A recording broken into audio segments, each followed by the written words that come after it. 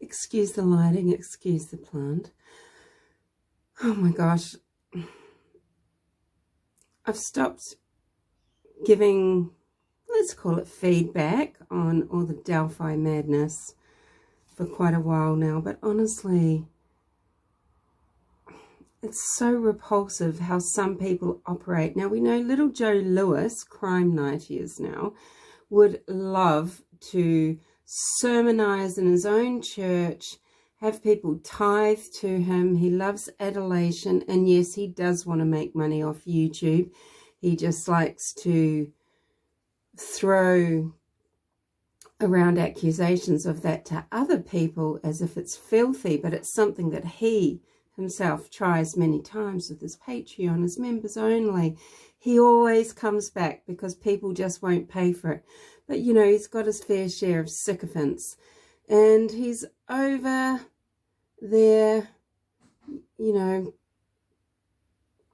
orating again about Libby and Abby. And we don't forget Joe, little Joe Luis, all the things you've said about the family, or the foul things you've said about the family. But now, oh, you've come to a realization.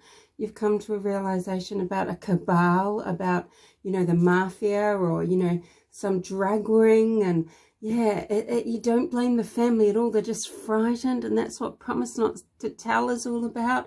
I mean, all this flip-flopping, you're fucking crazy. And you talk about you're a real man because you apologize. Real men don't say the things that you do and make the attacks that you make and then have to apologize for them. They just don't do those things at all, because they're real human beings. They're truly good people. You think you are good people, don't you, Joe? You are not good people. You're not a good Christian.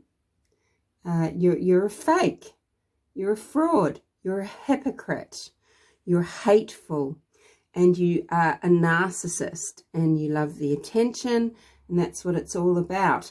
And you get your people coming into your channel and you work them up, you know, with the way that you talk at them. And they're in there going, ding dong, you've hit it on the head. Wow, you've cracked it, you know.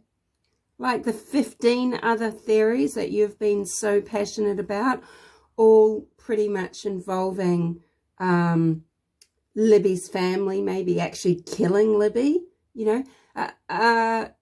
Is this masculine way of being that you've suddenly taken on as part of your personality, you know, the apologetic one, this new humble man, not too big to apologize after he says repulsive things, is this going to extend to apologizing openly and in a meaningful, sincere way to Abby and Libby's families, to all the other people that you've villainized and victimized and worked up dissent towards with people who follow you?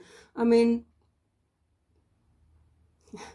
I just love being able to just block people.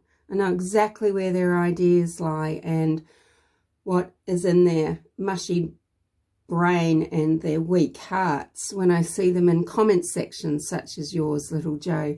So, you know, when I see people that you see around the community praising Eye of Apophis, this dreadful manipulator, this liar, yeah, I just block them. It's pretty easy. Not that they probably care, but some people will be quite surprised to realize that they are. And it's because, well, you know, I know where you align yourself and I know what you're thinking. And I find it repulsive. You know, we all hope the truth will come to light. And we hope that corruption isn't holding anything back. Don't you think that Flora is more curious and worrisome as a crime? And the silence is more worrisome from everywhere, from all angles. I would like Galen Rose to give her opinion about the 911 call. Who made it? When? You know, what does she think about its suppression? She's been speaking up. People are surprised at what she looks like because we've never seen her before, really, you know.